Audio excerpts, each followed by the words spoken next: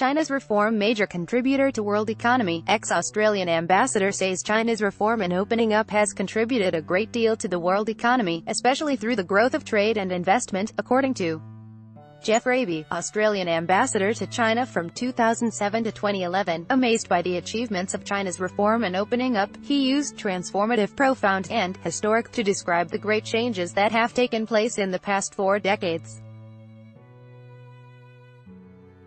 Raby considers one of China's biggest achievements the transformation of a small, impoverished, closed economy into the second biggest economy in the world and the lifting of hundreds of millions of people out of poverty, giving them agency over their lives.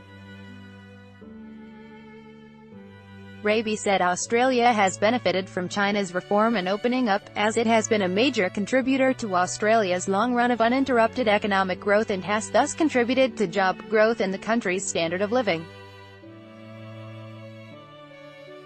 China is by far Australia's biggest trading partner, accounting for about 1/3 of all Australian exports of goods and services, and is the major market for fee-paying students and tourists. The China and Australia Free Trade Agreement's dividends have continued to increase, and the bilateral trade between the two countries experienced rapid growth in the past year.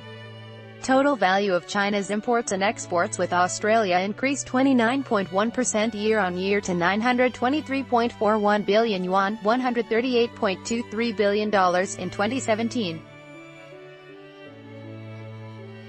The growth rate was 14.9 percentage points higher than China's import and export growth rate for that year, said the General Administration of Customs, GAC, in January. Read more. The Belt and Road Initiative is a good next step for China's opening up in the new era, and could bring a lot of new business opportunities to Australia, Raby said.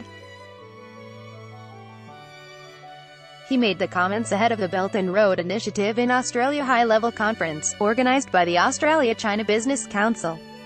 The Belt and Road Initiative's focus on infrastructure could open opportunities for Australian businesses, not only in construction, but in a range of services where Australia has competitive strengths, such as design, project management and environmental management, Raby said. He believes the Belt and Road Initiative presents an opportunity for Australia to attract Chinese investment into developing key infrastructure projects in Australia, especially in Northern Australia. It is also of great significance to the world economy and, to the extent it can contribute to lowering transport costs globally, it will contribute to the growth of international trade and investment, Raby said. In the January to May period, China's trade with countries along the Belt and Road registered faster than average growth, with trade volumes standing at 3.21 trillion yuan, up 11.1% year-on-year, GAC said in June.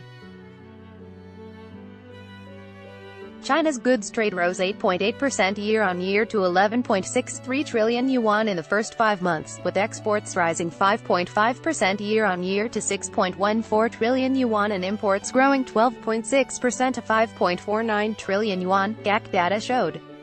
This article originally appeared on China Daily website.